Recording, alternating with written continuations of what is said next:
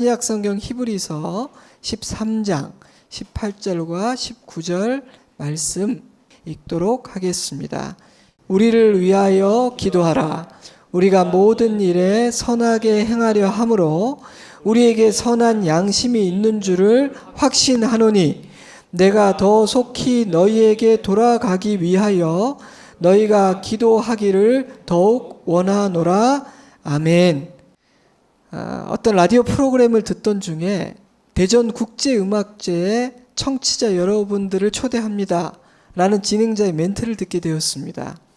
그런데 현재까지는 현장에서 대면 연주회로 진행될 예정입니다 라는 문장이 제 마음에 참 남았습니다.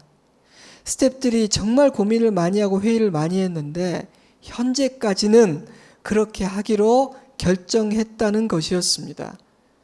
하지만 상황이 바뀌면 무관중 온라인 공연으로 전환할 것이라는 멘트도 잊지 않았습니다. 이 현재까지는 이라는 표현은 코로나 시대에 들어오면서 참 많이 사용하게 된 표현인 것 같습니다. 그렇죠? 코로나가 만든 아주 인상적인 변화 중에 하나라고 생각합니다. 하지만 생각해보면 사실은 항상 그렇게 표현하는 것이 옳았다는 생각이 듭니다.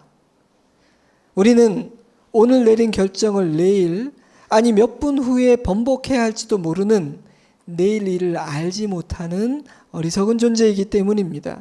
그러니 아무리 심사숙고하였다 할지라도 인간이 내린 결정의 유효기간은 현재까지인 것이죠. 들으라. 오늘이나 내일이나 어떤 도시에 가서 1년을 머물며 장사하여 이익을 보리라 하는 자들아. 내일 일을 너희가 알지 못하는도다. 너희 생명이 무엇이냐. 너희는 잠깐 보이다가 없어지는 안개니라. 너희가 도리어 말하기를 주의 뜻이면 우리가 살기도 하고 주의 뜻이면 이것이나 저것을 하리라 할 것이거늘. 야고보는 바로 이것이 인간에게 어울리는 그런 태도라고 권면하고 있습니다.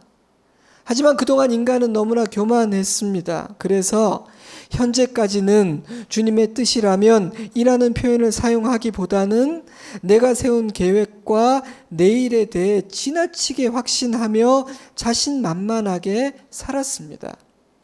그런데 코로나가 우리를 겸손하게 만들었습니다. 뿐만 아니라 인간의 연약한 그 실체를 드러내 주었으니 저는 코로나에게 감사라도 해야 된다는 생각이 들었습니다.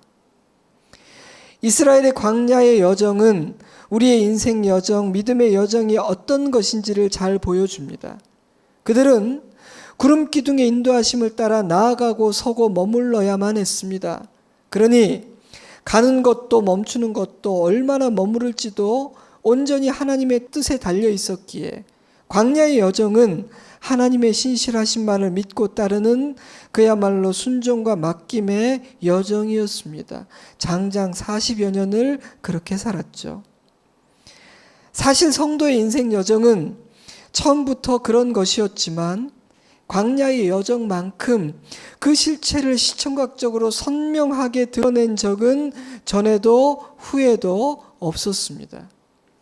여호와께서 그들 앞에서 가시며 낮에는 구름 기둥으로 그들의 길을 인도하시고 밤에는 불기둥을 그들에게 비추사 낮이나 밤이나 진행하게 하시니 낮에는 구름 기둥 밤에는 불기둥이 백성 앞에서 떠나지 아니하니라.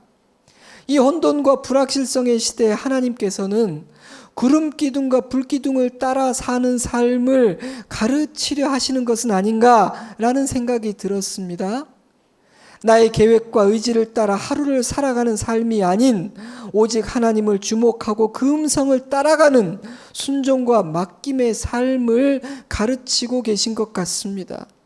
그러므로 현재까지는 주님의 뜻이라면 이라는 표현이 우리 안에서 회복되고 있다는 사실은 참 감사한 일입니다.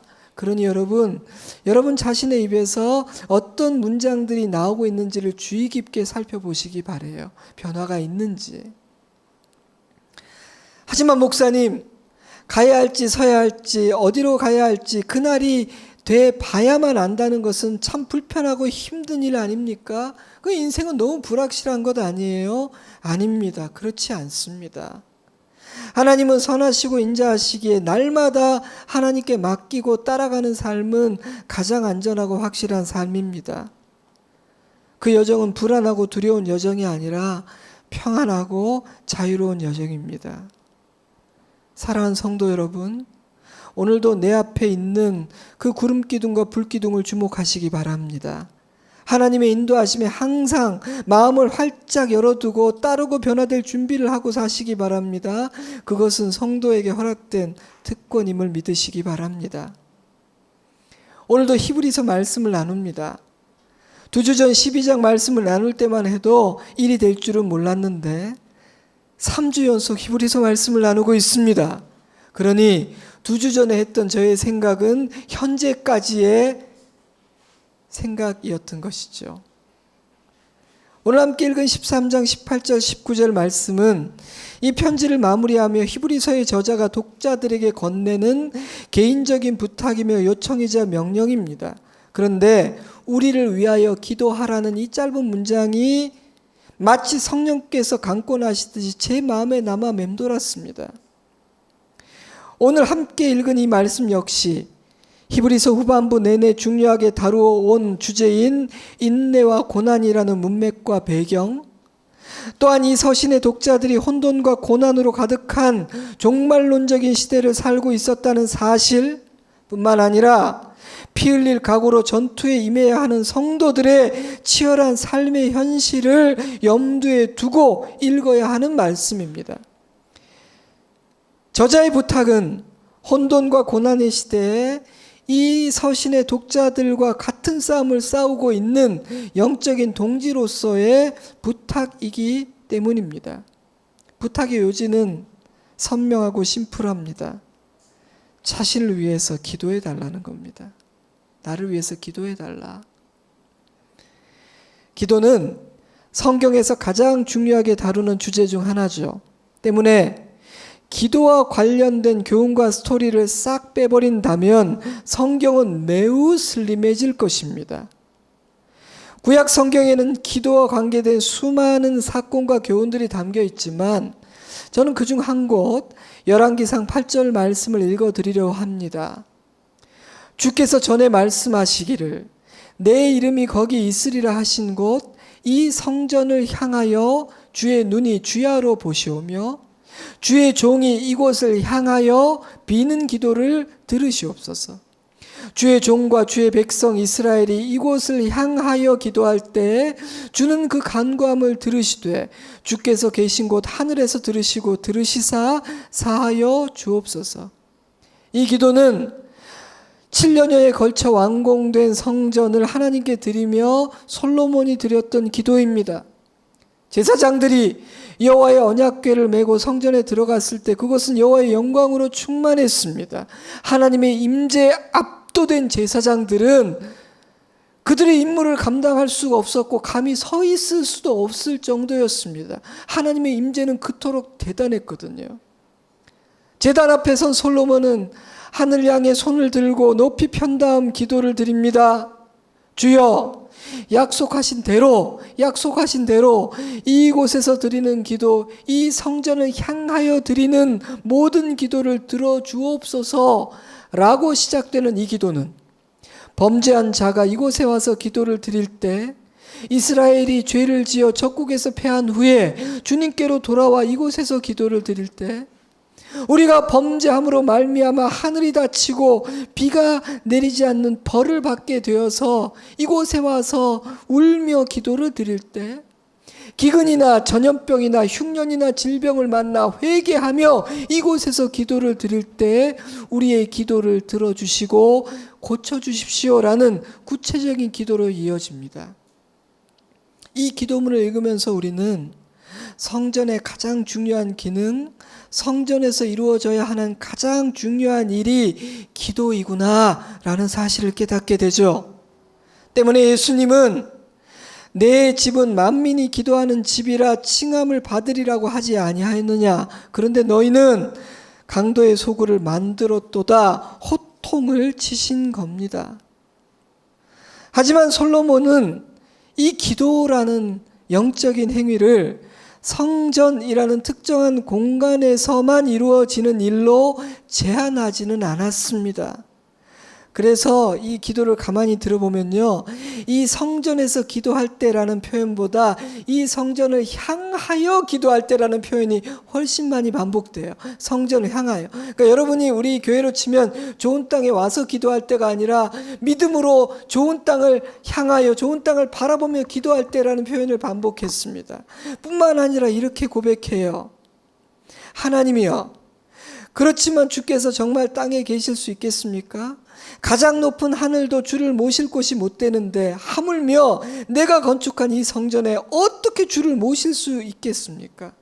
솔로몬의 고백에 의하면 크고 화려한 집을 장만하여 주님 이제 딱 여기 계세요, 끝내주지 않습니까? 라고 말하는 것은 굉장히 어리석은 일이에요. 왜냐하면 가장 높은 하늘조차도 하나님을 담을 수는 없기 때문입니다. 사랑하는 여러분, 하나님은 인간이 만든 공간에 담아낼 수가 없는 분이십니다. 하나님은 당신이 원하시는 그곳에 자유롭게 거하십니다. 인간이 만든 그 어떤 위대한 공간도 하나님을 모시기에 합당한 자격을 갖춘 공간은 없는 것입니다. 그럼에도 불구하고 솔로몬은 하나님께서 이곳에 임재하시겠다고 약속을 하셨기 때문에 이곳에서 드리는 기도는 굉장한 힘이 있다고 확신하고 있어요. 때문에 직접 이곳에 와서 기도하든 이곳을 향하여 엎드려 기도하든 하나님께서 자기 백성들이 드리는 기도는 반드시 듣고 응답하셔야만 된다고 주장을 하고 있는 거예요. 하나님, 내 아버지 야곱 다윗과 그렇게 약속을 하셨지 않습니까? 이러한 솔로몬의 기도를 우리가 주목해야 하는 이유는 모든 위급하고 절망적인 상황에서 하나님의 백성들이 무엇보다도 먼저 가장 열심히 절절하게 해야 하는 일은 기도라는 사실을 말하고 있기 때문입니다. 하나님의 백성들이 간절히 기도할 때 하나님께서는 듣고 계시며 반드시 응답하시고 모든 것을 바로 잡아 주실 것이라고 약속하고 계시기 때문입니다. 여러분, 기도는 힘이 있습니다. 신약 성경 역시 기도에 대한 교훈과 이야기들로 가득하죠. 예수님은 기도할 것을 명령하셨고 기도를 가르쳐 주셨습니다. 병들고 귀신 들린 많은 사람들이 나음과 자유함을 얻은 모든 이야기들은 사실은 기도 이야기입니다. 서신서 역시 기도를 강조하죠. 아무것도 염려하지 말고 다만 모든 일에 기도와 간구로 너희 구할 것을 감사함으로 하나님께 아뢰라. 너희 중에 고난 당하는 자가 있느냐? 그는 기도할 것이요. 쉬지 말고 기도하라. 이것이 그리스도 예수 안에서 너희를 향하신 하나님의 뜻이니라. 만물의 마지막이 가까이 왔으니 그러므로 너희는 정신을 차리고 근신하여 기도하라. 기도를 계속하고 기도에 감사함으로 깨어 있으라. 이처럼 기도에 대한 권면과 이야기들은 차고도 넘칩니다. 뿐만 아니라 성경은 우리가 기도해야 될 대상이 누구인지, 누구를 위해서 기도해야 되는지도 가르쳐주고 있습니다. 모든 기도와 간구를 하되 항상 성령 안에서 기도하고 이를 위하여 깨어 구하기를 항상 힘쓰며 여러 성도를 위하여 구하라. 모든 사람을 위하여 간구와 기도와 도구와 감사를 하되 임금들과 높은 지위에 있는 모든 사람을 위하여 하라. 이는 우리가 모든 경건과 단정함으로 고요하고 평안한 생활을 하려 함이라. 우리가 기도해야 될 대상은 여러 성도이며 모든 사람입니다.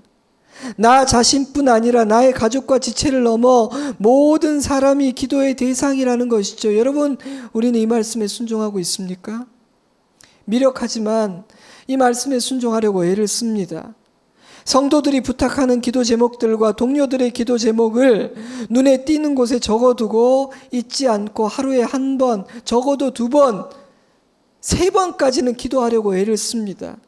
왜냐하면 기도할게요 라는 말은 우리가 하는 말 중에 빈말이 되기가 제일 쉬운 말 중에 하나거든요. 그래서 그렇게 안 하려고 적어두는 거예요. 저와 관계없는 사람이라 할지라도, 아무런 관계가 없는 사람이라 할지라도 우연히 보고 들을 때 제 마음에 감동과 울림이 있으면 그 사람을 위해서, 제가 만나본 적이 없는 그 사람을 위해서도 저는 그냥 그 자리에서 잠시 기도를 드립니다.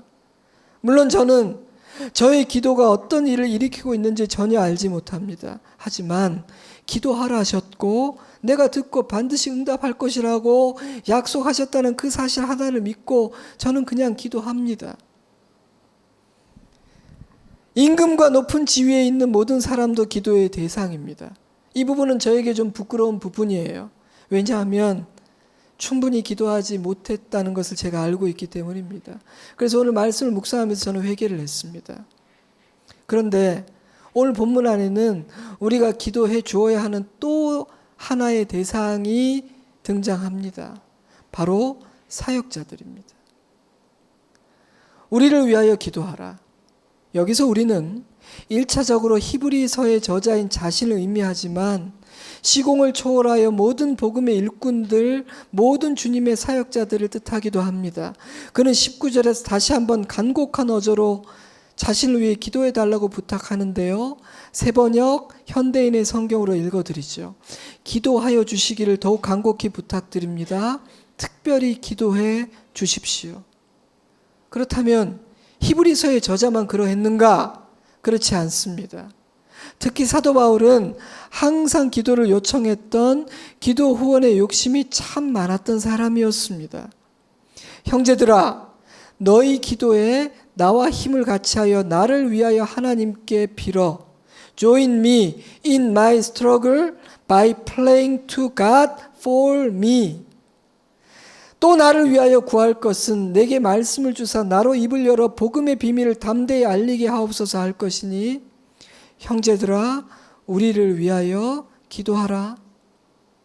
여러분은 사도 바울이 이처럼 자주, 이처럼 간곡하게 자신을 위해 기도해 달라고 부탁했다는 사실을 알고 계셨습니까? 아마 바울은 이렇게 많이 부탁했기 때문에 꽤 많은 기도 부대의 후원을 받으며 사역했을 것 같습니다. 저는 우리도 열심히 기도 부탁을 해야 한다는 도전을 받았습니다. 여러분이 누군가에게 기도 부탁을 하지 못한다면 그 이유가 무엇인지를 한번 솔직하고 객관적으로 살펴보시기 바라요. 왜 나는 기도 부탁을 하지 않지? 우리를 위하여 기도하라는 말씀을 읽을 때 두 가지 생각이 들었습니다. 첫째로 그가 기도를 믿고 있다는 사실입니다. 그는 왜 기도를 부탁했을까요? 기도를 믿었기 때문입니다. 여러분은 기도를 믿으십니까? 저는 기도를 믿습니다. 그래서 기도합니다. 그래서 기도 부탁을 받으면 그 기도 제목을 가지고 기도합니다. 그래서 저를 위해 기도해 준다 누군가가 말하면 너무 좋고 감사해서 손을 덥석 잡습니다. 저는 누군가가 기도해 주었기 때문에 제가 오늘까지 살아내고 사명을 감당할 수 있었다고 100% 확신합니다. 또한 그에게는 기도의 도움이 필요했다는 사실을 느낍니다. 히브리서의 저자 역시 독자들과 똑같이 혼돈과 어둠의 시대를 살고 있었습니다. 때문에 그 역시 박해와 고난과 혼돈으로부터 자유로울 수는 없었습니다. 게다가 그가 감당해야 하는 사명은 너무도 무거웠고 그는 너무도 연약한 한 인간에 불과했습니다. 그러니 어찌 기도의 도움을 요청하지 않을 수가 있었겠어요? 제정신이라면. 19절을 보면 그는 모종의 방해와 공격을 받고 있었던 것이 분명하고요. 23절 말씀에 의하면 디모데는 감옥에 갇혔다가 풀려난 지 얼마 되지 않았던 것 같습니다. 그것이 사역자들의 현실이었습니다. 때문에 그는 기도를 요청하고 있는 겁니다, 여러분. 사랑하는 여러분, 오늘 메시지의 핵심은 사역자들을 위해서 열심히 기도해야 한다는 것입니다. 혼돈과 고난의 시대, 주님이 곧 오실 것만 같은 종말의 시대는 더욱 그래야 합니다. 기도는 힘이 있기 때문입니다. 우리의 기도는 역사하기 때문입니다. 그런데 왜 사역자들을 위해서 기도해야만 하는가? 사역자들은 참 연약한 존재이기 때문입니다. 바울을 보세요. 오직 주님만을 의지했고 모든 상황에서 자족할 수 있는 일체의 비결을 배운 우리와는 차원이 다른 믿음의 사람이었음에도 불구하고 그는 여전히 때리면 피를 흘리고 비난과 모함의 상처를 받으며 낯선 도시로 들어갈 때마다 너무나 두려웠고 감옥에 갇히면 외로워했던 연약한 인간에 불과했습니다. 그래서 바울은요, 자기가 편지를 보내는 모든 교회마다 나를 위해서 기도해 달라고 부탁했습니다. 두 번째 이유는 사역자들이 감당해야 하는 사역의 무게는 너무도 무겁고 시대는 점점 더 어둡고 악하며 사나워지고 있기 때문입니다. 하나님은 왜 부족하고 연약하며 넘어지기 쉬운, 실수하기 쉬운 인간에게 당신의 거룩한 사명을 맡기신 것일까? 천사와 같이 좀 더 완전하고 강한 존재를 통해 일하신다면 훨씬 안전하고 효율적이지 않았을까? 저에게는 항상 이런 질문이 있었습니다. 지금도 100% 해결된 것은 아니지만. 하지만 너무도 부족한 인간을 부르시고 그에게 당신의 거룩한 사명을 맡기신 하나님은 역시 스케일이 엄청나게 크신 분이라는 생각을 하며 하나님 앞에 무릎을 꿇게 됩니다. 걱정 마라. 네 실력이 아니라 내 능력으로 이루는 것이다. 네가 실수한다고 해서 내 계획에 차질이 생기는 것도 아니야. 그러니 너는 그저 내 앞에서 하루하루 신실하면 되는 거야. 말씀하십니다. 역시 하나님이십니다. 스케일이 크십니다. 믿고 위임하시는 거죠. 하지만 이토록 어둡고 험악한 시대에 거룩한 임무를 부여받은 연약한 주의 종들에게는 두렵고 떨리고 버거운 마음이 없을 수는 없습니다. 만약 진실하고 충성스러운 사역자라면 그 무게는 더 무겁고 버거울 거예요. 그러니 사역자들은 기도의 도움이 필요한 것입니다. 그들을 위해서 기도해 주어야 되는 거예요. 저는 후배들과 신학생들을 생각하면 솔직히 기도가 절로 나옵니다.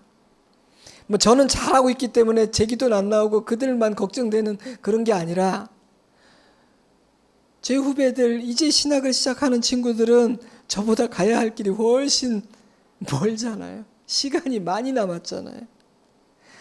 참으로 영광스럽지만 인간으로 이 땅에 창조되고 태어나 할 수 있는 가장 고귀한 일임을 확신하지만 그래도 그 길이 만만치 않은 길임을 아는 저로서는, 그리고 이 세상 돌아가는 모습을 볼 때 더 쉽지는 않아지겠구나라는 것을 직감하는 저로서는 이 길을 걷는 후배들을 위해서 기도하지 않을 수가 없는 것입니다.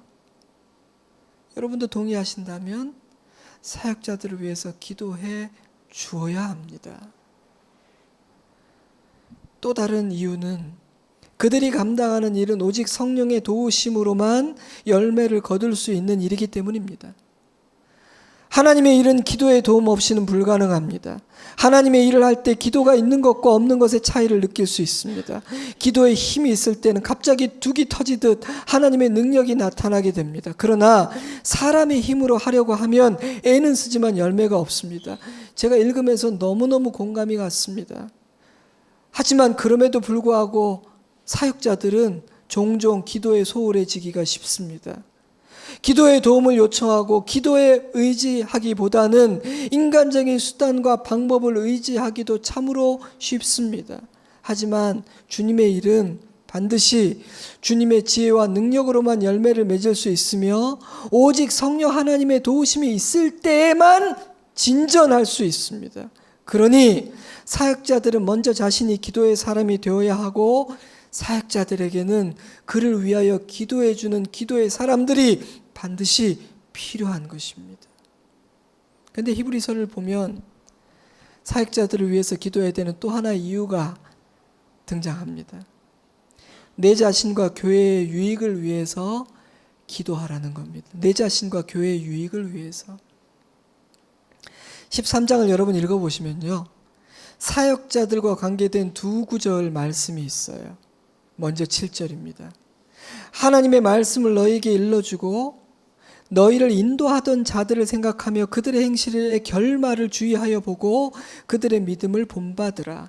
이 7절이 말하는 이들은 이미 세상을 떠난 과거의 지도자들이에요.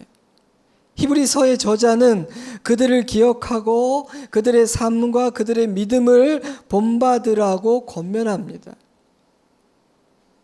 17절에는 또 이런 말씀이 있어요. 너희를 인도하는 자들에게 순종하고 복종하라. 그들은 너희 영혼을 위하여 경성하기를 자신들이 청산할 자인 것 같이 하느니라. 그들로 하여금 즐거움으로 이것을 하게 하고 근심으로 하게 하지 말라. 그렇지 않으면 너희에게 유익이 없느니라. 17절이 말하는 사역자들은 현재 지도자들입니다. 히브리서의 저자는 그들로 하여금 즐거움으로 그 일을 하게 하고 근심으로 하게 하지 말라고 권면합니다. 그런데 그리 해야 하는 이유는 사역자들의 유익을 위해서가 아니라 나의 유익을 위해서, 교회의 유익을 위해서 그렇게 하라고 권면하고 있어요. 그런데 인도하는 자들에게 순종하고 복종하라. 그들로 하여금 즐거움으로 사역하게 하라는 이 명령에는 아주 중요한 가정, 굉장히 중요한 전제가 있습니다. 그들은 너희 영혼을 위하여 경성하기를 자신들이 청산할 자인 것 같이 하느니라. 현대인의 성경으로 읽으면 훨씬 와닿아요. 그들은 자기가 한 일을 하나님께 보고해야 할 사람들이므로 정신을 바짝 차리고 여러분의 영혼을 보살핍니다. 18절을 보면, 이어지는 18절을 보면 히브리서의 저자는 나의 동기는 선하기 때문에 여러분은 나를 위해서 기도해 주어야 된다고 말을 하고 있죠. 자, 여러분, 이 말씀들은 사실 사역자 자신에겐 두려운 말씀이에요. 무슨 뜻입니까? 너희는 너희가 한 일을 내 앞에 와서 보고해야 된다는 거예요. 그러므로 정신을 바짝 차리고 사역해야 된다는 것입니다. 그러므로 이 말씀들은요, 참된 사역자들은 이런 자세를 가진 자여야 한다는 주님의 명령이고 주님의 기본적인 전제라고 볼 수 있어요. 때문에 이것은 사역자를 위한 기도 제목이 됩니다. 하나님, 나의 목자와 이 시대의 모든 사역자들을 지켜주세요. 선한 양심을 가진 참된 목자로, 깨어있는 종으로 주님을 섬기고 주님의 양들을 돌보게 하여 주옵소서 기도해야 합니다. 사랑하는 성도 여러분, 모든 주의 사역자들이 악과 더러움으로부터 보호받을 뿐 아니라 성장하고 성숙할 수 있도록 기도해 주시기 바랍니다. 조금 전에 다루었던 주제로 다시 돌아가 볼까요? 왜 사역자들을 위해서 기도해야 하는가? 왜 사역자들이 즐거움으로 하게 하고 근심으로 하게 하지 않아야 하는가? 내 자신과 교회의 유익을 위해서입니다. 사역자를 위해서가 아니에요. 나를 위해서 기도하라는 거예요. 사역자들을 위해서 기도하지 않으면 그들을 사랑할 수가 없습니다. 그들을 사랑하지 않으면 그들을 통해서 은혜 받을 수가 없어요. 내가 사랑하고 아끼지 않는 사람의 입을 통해 나오는 하나님의 말씀이 내 귀에 들리고 내 마음에 심길 리가 없습니다. 뿐만 아니라 그들이 성장하고 성숙한 만큼 그 묵상의 깊이만큼 좋은 꼴을 나눌 수가 있습니다. 그러니 그들을 위한 기도는 나를 위한 기도라는 거예요. 저는요, 어떤 교회는 사역자들을 성장시키고 어떤 교회는 사역자들을 퇴보하게 만드는 것을 봅니다. 어떤 교회는 감사함으로 자발적으로 충성하게 만들지만 어떤 교회는 근심하게 하고 위축된 마음으로 사역하게 하는 것을 종종 봅니다. 우리 교회는 어떤 교회일까요? 저는 우리 교회는 참 좋은 교회라고 자신 있게 말할 수가 있습니다. 우리 성도들은 사역자들을 참 존중해 줍니다. 저도 젊지만 우리 교역자들 참 젊다 못해 어리다고 느낄 수 있지만 존중해주고 존경합니다. 아껴주고 배려합니다. 기도하는 것도 느낄 수 있습니다. 결과는 무엇일까요? 제가 우리 목사님들을 보면요, 어떻게 하면 성도들에게 유익을 줄까? 이 코로나 시대에 어떻게 하면 믿음을 지켜내고 승리할 수 있도록 잘 도울 수 있을까를 고민합니다. 몸을 아끼지도 않아요. 시간을 재보면서 일하는 것도 아닙니다. 사람 보지 않고 하나님만 보면서 사역하는 것을 제가 봅니다. 근심하게 하면 있는 실력도 발휘되지 않습니다. 왜냐하면 위축되거든요. 그러니까 여러분 자녀도요, 근심하게 하면서 공부시키면 애가 위축이 돼서 공부도 못해요. 하지만 즐거움으로 하면 없는 실력도 발휘가 됩니다. 성령께서 역사하시거든요. 오늘 제가 드리고 싶은 말씀은 사역자들을 위해서 기도해야 한다는 것입니다. 혼돈과 고난의 시기이기 때문에, 갈등과 분열의 시기이기 때문에, 우리 주님 내일이라도 오실 것만 같은 종말론적인 시간을 보내고 있기 때문에 더 기도해야 된다는 말씀을 드리고 싶습니다. 사역자들이 위대하다거나 서열상 높은 위치에 있기 때문이 아닙니다. 하나님께서 그들에게 맡기신 역할 때문입니다. 사역자들은 하나님의 말씀을 바르게 선포하고 올바르게 가르치라는 엄중한 역할을 부여받았습니다. 하나님이 생명처럼 엮이고 예수 그리스도께서 피 흘리심으로 값주고 사신 그 성도 한 사람 한 사람을 돌보고 양육하라는 무거운 책임을 부여받았습니다. 그러니 그런 엄청난 일을 맡은 사역자들을 위해서 기도하지 않아도 될까요? 그게 그들의 실력으로 될 일입니까? 사랑하는 여러분, 여러분에게 질문합니다. 여러분은 사역자들을 위해서 얼마나 간절히 기도하십니까? 사실 참 부담스러운 본문이에요. 저도 해당되잖아요. 우리 성도들 기도 제목을 제가 매주 들으며 눈물로 기도가 나오고 얼마나 힘들까 싶은 생각이 드는데, 그런 분들에게 사역자들을 위해서 기도하라는 짐을 얻는 것이 맞는 일일까? 그런 부담도 사실 오늘 아침까지 있어서 기도를 드렸습니다. 그래서 많은 목회자들은요, 히브리서 강의를 하다가 요 구절을 뛰어넘고 잘 다루기 쉽지가 않은 본문이에요. 하지만 어쩌겠습니까? 그냥 성령께서 제 마음을 강권하시는 것 같아서 아마 이 종말의 때 목회자는 성도를 위해서 기도하고 성도는 목회자를 위해서 더 기도함으로 화염검으로 지키고 함께 승리해야 되는 때인가 보다 하는 마음으로 순종하고 나누는 겁니다. 물론 하나님이 나의 목자세요. 그러나 하나님께서 세우신 인간 목자가 누구인지는 내 영성과 삶에 지대한 영향을 끼치지 않습니까? 성도를 넘어지게 하고 교회를 뒤흔드는 가장 손쉬운 방법이 무엇인지 원수마귀 사단은 너무너무 잘 알고 있습니다. 그런데 기도하지 않아도 되겠습니까? 얼마나 세상이 이상한데요. 그러면 무엇을 어떻게 기도해야 할까요? 저는 그저 주님 안에서 사랑하는 마음으로 기도하면 된다고 생각합니다. 저는 그저 성령 하나님께서 인도하시는 대로 그분이 내 입에 주시는 기도 제목 따라 기도하면 된다고 생각합니다. 여러분, 누군가를 사랑하는 마음으로 기도하면요, 기도가 막 이어지고 뭘 기도해야 될지가 떠오릅니다. 성령님의 인도하심을 따라 기도하면 기도하는 중에 알게 됩니다. 이거 기도해야 되는구나. 지금 이 기도가 필요하구나. 저 같은 어리석은 사람에게도요, 누군가를 위해서 기도하고 성령의 인도하심을 구하면 제가 예언과 환상을 보는 사람이 아님에도 그 기도가 나오고, 때로는 그래서 제가 이렇게 기도했다고 할 때 그분이 깜짝 놀라는 경험을 할 때도 있어요. 어떻게 아셨냐고. 알긴 뭘 알아요. 그냥 저는 한 거죠. 그러니 여러분, 주님 안에서 사랑하는 마음으로 성령의 인도하심을 따라 여러분이 알고 있는 사역자들을 위해서 기도하세요. 마지막으로 제가 한 가지를 덧붙이고 말씀을 맺으려고 합니다. 내가 더 속히 너희에게 돌아가기 위하여 너희가 기도하기를 더욱 원하노라. 유튜브나 줌으로 만나는 것으로 만족하지 못했던 히브리서의 저자는 대면하여 만나는 것을 가로막는 모든 장애물과 방해들을 이겨내고 그들을 직접 찾아가서 만나기를 소원하고 있습니다. 그리고 그렇게 되도록 기도해 달라고 부탁하고 있어요.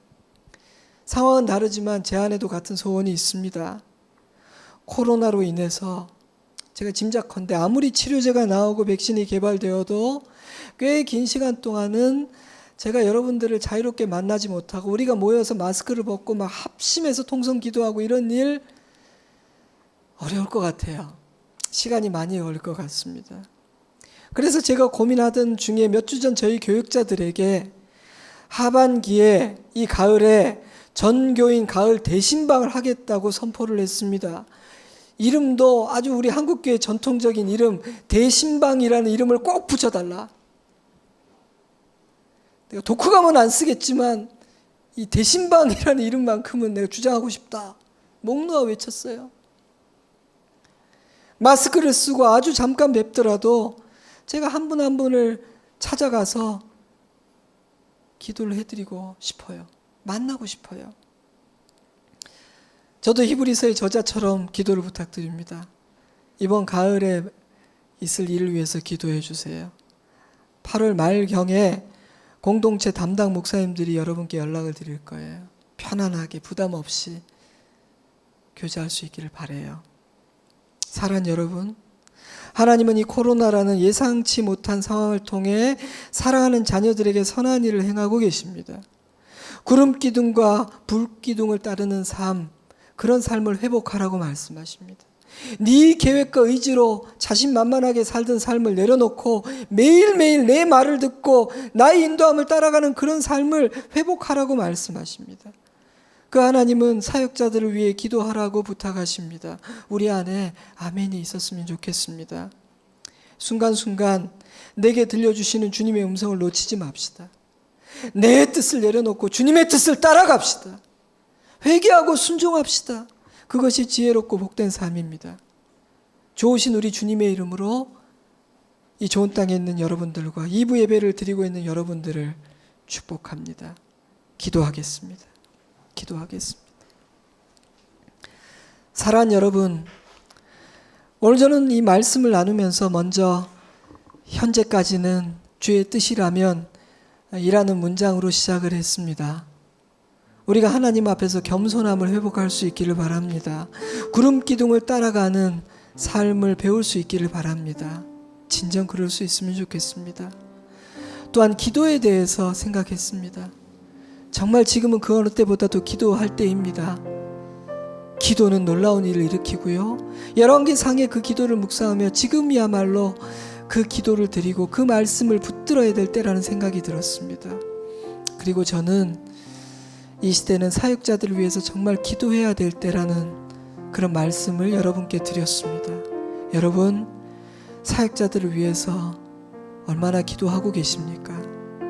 기도하셔야 됩니다. 그것은 나를 위한 일입니다. 나를 위한 일입니다.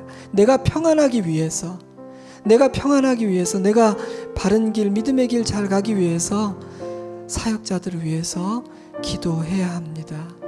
사역자들을 위한 공격이 거셀 것이고 많은 이들이 넘어질지도 모릅니다. 그러니 기도해야 합니다. 여러분, 기도합시다. 오늘 이 시간 우리에게 주신 말씀을 붙들고 성령의 인도하심을 따라 여러분 잠시 기도하겠습니다. 기도합니다.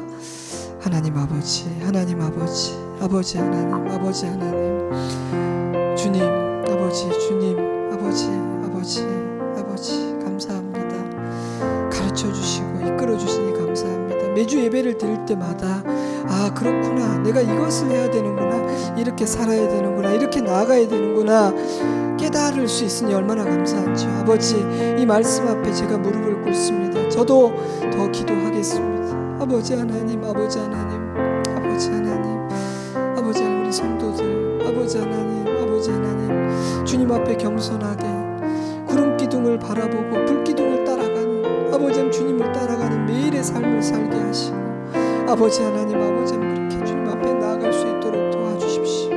아버지 하나님, 목사는 성도를 위해 기도하고 성도는 목사를 위해 기도하는 정말 멋진 한 팀이 되어서 주님의 뜻을 이루어내게 하여 주시옵소서. 아버지, 주님을 찬양합니다. 아버지 하나님, 오늘 나눈 말씀이 우리에게 주신 아버지의 말씀인 것을 믿습니다. 우리 모두가 주님 앞에 겸손히 무릎을 꿇고 기도하는 기도의 사람으로 서게 하시고 매일 구름기둥 불기둥을 주목하고 따라가는 순종과 맡김의 삶을 살게 하시며, 목자는 양들을 위해 한없이 기도하고 양들은 목자를 위해서 기도하는 한 팀이 되어 주님의 나라에 이르기까지 사랑 안에서 승리하는 아름다운 공동체 이루게 하여 주옵소서.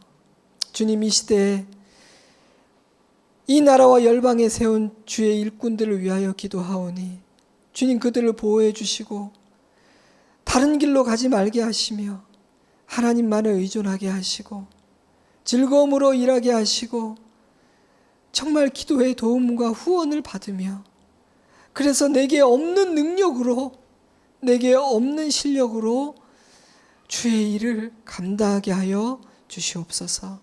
사랑하는 우리 성도들, 이번 한 주간도 주님과 동행하게 하시고 말씀을 읽고 쓰고 묵상하고 그 말씀 붙들고 여러 성도들과 임금과 사역자들과 지체들과 자신을 위하여 기도할 때 그 기도가 하늘에 닿고 주님이 약속하신 놀라운 일을 이룰 줄 믿습니다.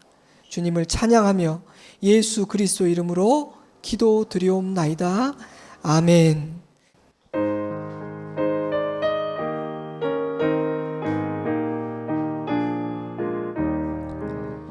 주 믿는 사람 일어나 다 힘을 합하여 이 세상 모든 마귀를 다쳐서 멸하세. 저 앞에 오는 적군을 다 싸워 이겨라. 주 예수 믿는 힘으로 온 세상 이기네. 믿음이 이기네. 믿음이 이기네. 주 예수를 믿음이 온 세상 이기네. 온 인류 마귀 괴율로 큰 죄에 빠지니 진리로 띠를 띠고서 늘 기도드리세. 참 믿고 의지하면서 겁없이 나갈 때 주 예수 믿는 힘으로 온 세상 이기네. 믿음이 이기네. 믿음이 이기네. 주 예수를 믿음이 온 세상 이기네. 끝까지 이긴 자에게 흰 옷을 입히고 또 영생 복을 주시니 참 기쁜 일일세. 이 어두운 세상 지나서 저 천성 가도록 주 예수 믿는 힘으로 온 세상이 아멘. 믿음이 이기네. 믿음이 이기네. 주 예수를 믿음이 온 세상 믿음이 이기네. 믿음이 이기네.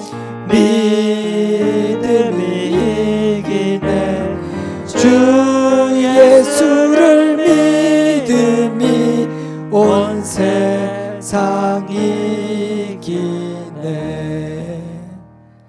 지금은 우리 구주 예수 그리스도의 크신 은혜와 하나님 우리 아버지의 깊고 넓은 사랑하심과 성령 하나님의 놀라운 은혜와 능력의 역사하심이 주님의 말씀에 아멘 하며 돌아가는 사랑하는 주의 자녀들과 그 가정 위에 우리 좋은 씨앗 교회와 조국과 열방의 모든 주님의 교회들 위에 우리가 아끼고 참으로 사랑하는 이 나라 이 민족 위에 이제로부터 영원토록 함께하여 주시옵기를 간절히 축원하옵나이다. 아멘.